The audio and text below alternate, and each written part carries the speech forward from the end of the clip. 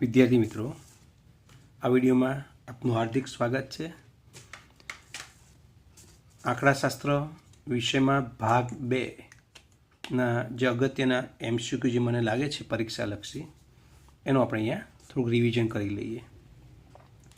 વિદ્યાર્થી મિત્રો,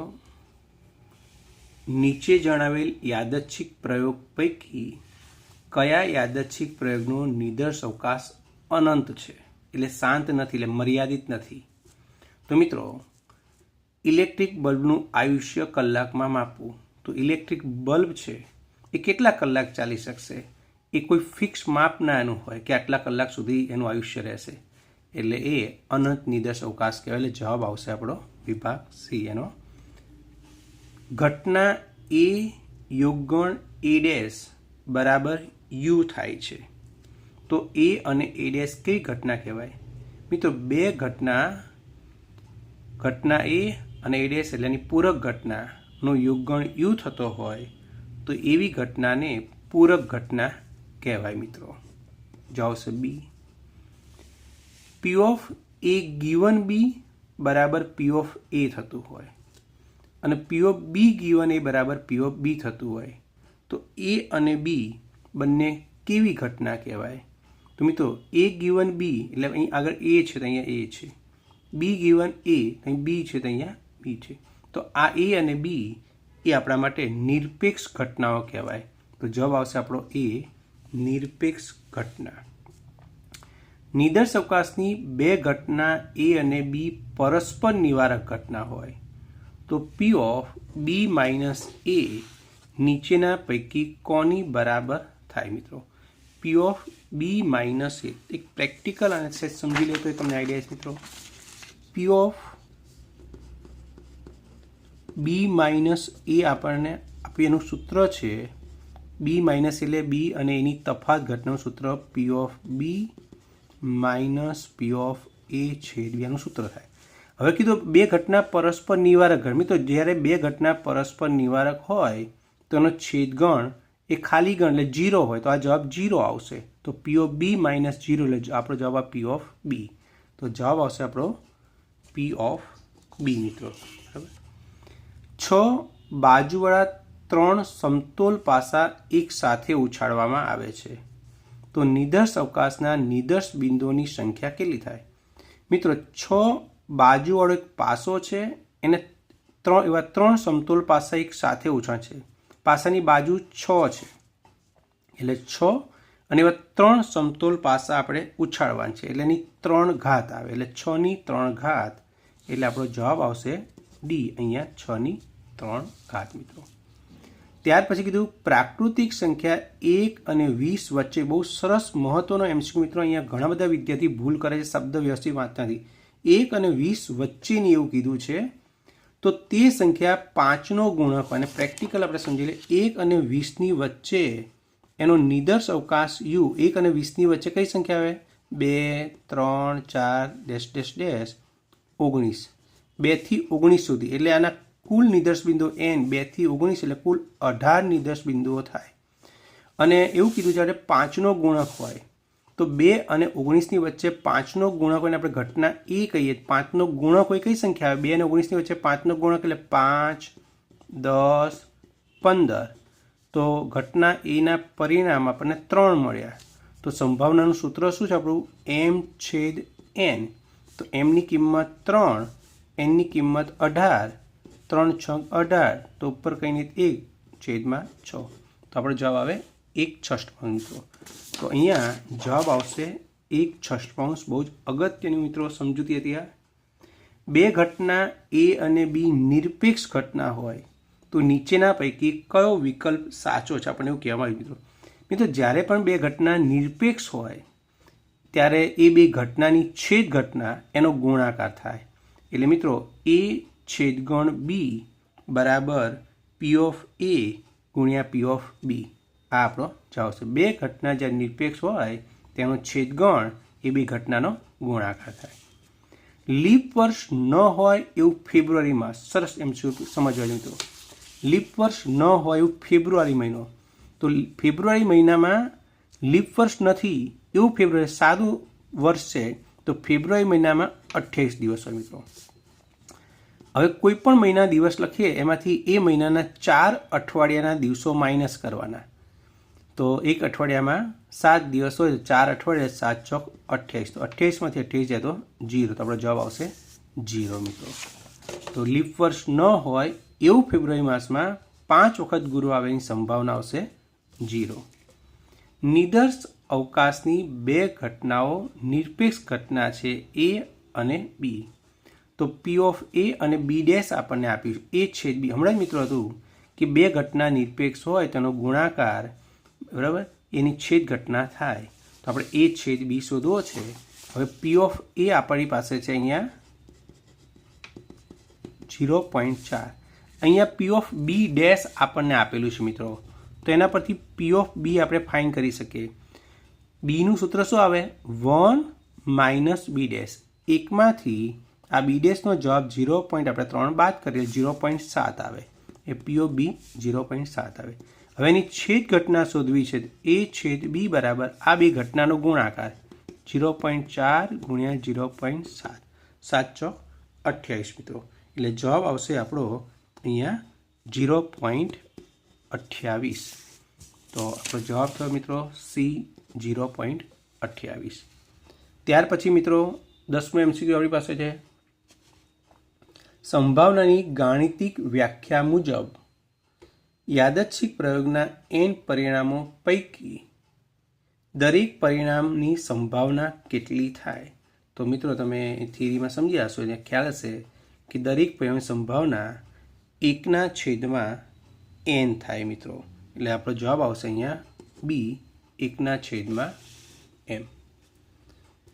ઘટના A અને A ડેશ માટે P ઓફ A છેદ A ડેશનું મૂલ્ય કેટલું થાય? 2 ઘટના છે A અને એની પૂરક ઘટના A ડેશ, આ બંને ઘટનાની છેદ ઘટના એનું મૂલ્ય મિત્રો કેટલું થાય પ્રશ્ન આપણને કહેવાનો છે। તો ઘટના A બને અને A ડેશ ન બને એનું મૂલ્ય બેનો ગુણાકાર એ હંમેશા મિત્રો 0 થાય, એટલે જવાબ આવશે B 0। નિદર્શ અવકાશમાંની કોઈ પણ ઘટના A માટે નીચેના પૈકી કયો વિકલ્પ સાચો છે એવું કીધું છે મિત્રો। કોઈ પણ ઘટના A માટે કયો જવાબ સાચો છે આપણને કહેવા પૂછવામાં આવ્યું છે। તો અહીંયા આપણી પાસે એ ખ્યાલ હશે મિત્રો કે કોઈ પણ ઘટનાની જે સંભાવના છે એ સંભાવના એ 0 અને 1ની વચ્ચે હોય, એટલે 0 <= P ઓફ A <= 1, આ બેની વચ્ચે 0થી મોટી હશે 1થી નાની હશે બરાબર, અથવા 0 અથવા 1, એટલે આપણો જવાબ આવશે C। સંભાવનાની પ્રશિષ્ટ વ્યાખ્યાને બીજા કયા નામે ઓળખવામાં આવે છે? તો સંભાવનાની પ્રશિષ્ટ વ્યાખ્યાને ગાણિતિક વ્યાખ્યા તરીકે ઓળખવામાં આવે છે। દ્વિપદી વિતરણના પ્રાચલો બહુ સરસ MCQ અગત્યનો છે મિત્રો। દ્વિપદી વિતરણના 2 પ્રાચલો છે N અને P। જો મિત્રો આ બીજું ચેપ્ટર છે ભાગ 2નું, ત્રીજું ચેપ્ટર છે પ્રામાણ્ય વિતરણ। અહીંયા ધ્યાન રાખજો, એમાંય પૂછાય છે પ્રામાણ્ય વિતરણના પ્રાચલો કીધા હોય, કોના પ્રામાણ્ય વિતરણના? તો એના 2 પ્રાચલ છે મ્યુ અને સિગ્મા, ધ્યાનથી સમજો મિત્રો બરાબર। પ્રામાણ્ય વિતરણના પ્રાચલ પૂછી શકે દ્વિપદીના, તો પ્રામાણ્ય વિતરણના મ્યુ સિગ્મા છે, અને દ્વિપદી વિતરણ આપવું જે છે તો એના પ્રાચલ છે N અને P મિત્રો। કોઈપણ બર્નૌલી પ્રયત્નના શક્ય પરિણામો કેટલા મિત્રો? બર્નૌલી પ્રયત્નમાં આપણને ખબર છે મિત્રો એના 2 પરિણામ છે, કાં તો એમાં સફળતા મળે અને કાં તો નિષ્ફળતા, એટલે જવાબ આવશે એમાં મિત્રો 2 D આવશે, સફળતા નિષ્ફળતા, શક્ય 2 પરિણામ છે। નીચેમાંથી કયો ચલ અસતત ચલનું ઉદાહરણ બનશે એવું પૂછ્યું આપણને મિત્રો। અસતત ચલ એટલે એમાં મિત્રો 2 સીમાની વચ્ચેની મર્યાદિત સંખ્યા જ આવે, એનો મતલબ એ થયો અપૂર્ણાંક સંખ્યા ના આવે। તો અહીંયા વિદ્યાની ઊંચાઈ અપૂર્ણાંક હોઈ શકે, વજન અપૂર્ણાંક પણ હોઈ શકે, વિદ્યાનું બ્લડ પ્રેશર છે અપૂર્ણાંક હોઈ શકે, વિદ્યાર્થીનું જન્મનું વર્ષ કયા વર્ષે જન્મ્યો, તો જન્મની સાલ ફિક્સ હોય મિત્રો 2002, 2005, 2006, સાલ કોઈ દિવસ અપૂર્ણાંકમાં ન હોય, એટલે અહીંયા આવશે અસતતમાં વિદ્યાર્થીનું જન્મ વર્ષ। કયો ચલ સતત ચલનું ઉદાહરણ છે? જો સમજો મિત્રો, આ 2 કિંમત વચ્ચેની કોઈ પણ કિંમત આવી શકતી, એટલે પૂર્ણાંક અપૂર્ણાંક કોઈ પણ કિંમત આવી શકતી હોય એ સતત ચલનું ઉદાહરણ હોઈ શકે। તો મિત્રો અહીંયા આપણી પાસે જોઈએ તો અકસ્માતી સંખ્યા અપૂર્ણાંક ના હોઈ શકે. વર્ષ દરમિયાન વરસાદ પડ્યો હોય એ જે સંખ્યા છે મિત્રો, તો એવા દિવસોની સંખ્યા 1-2 દિવસ પૂર્ણાંક હોઈ શકે. દિવસ દરમિયાન મહત્તમ તાપમાન મિત્રો પૂર્ણાંક અપૂર્ણાંક બંને હોઈ શકે, એટલે સતત ચલનું ઉદાહરણમાં આવશે. 18મો MCQ છે ગણતરીવાળો MCQ મિત્રો. એક યાદચ્છિક ચલ તમને ચેપ્ટર 2નું છે, એની સંભાવના આપી છે, અચલ પદ કે શોધવાનું છે. તો અસતત ચલમાં સંભાવના સિગ્મા પી ઓફ એક્સનું સૂત્ર છે =1. અહીં આપણને આપ્યું છે 1/5 વત્તા 3/5 અને કે એટલે વત્તા કે બરાબર 1. હવે આપણે અચલ પદ કે શોધવાનું છે મિત્રો. તો બધાના છેદ સરખા હોય, આના છેદમાં 5 છે, આના છેદમાં 5 લાવવો તો 5 વડે ગુણીશું તો 1 + 3 અને 5 વડે ગુણી એટલે 5k એટલે આખાના છેદમાં 5 આવશે બરાબર 1.